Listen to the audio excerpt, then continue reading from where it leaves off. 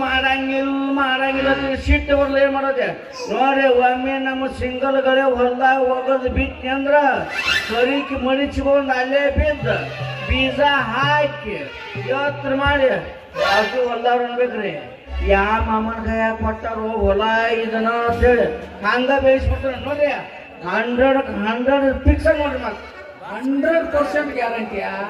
ಅಲ್ಲೋ ನೀ ಹೊಲ ಹೆಂಗ ಮಾಡ್ತೀಯ ಅನ್ನೋದು ನನಗೆ ಗೊತ್ತ. ಯಾಕಂದ್ರ ಹಿಂದಕ್ಕೊಮ್ಮೆ ಹೌಸಗಳು ಹೊಲ ಕೊಟ್ಟಿದ್ದೀವ್ರಿ ಇವನು ಅವುಗಳು ಹಾಕಿ ಮುಂಜಾನೆ ಹೋಗಿ ಸಂಜೆಗೆ ನೀರು ಬಿಟ್ಟಾನು. ಅದು ಯಾರು ಹೊಲದಾಗ ಹೋಗೈತಿ ಏನೋ ಗೊತ್ತಿಲ್ಲ. ಎದ್ದು ಕೂಡ ನೋಡ್ತಾನು ನೀರ ಬಂದಿಲ್ಲ.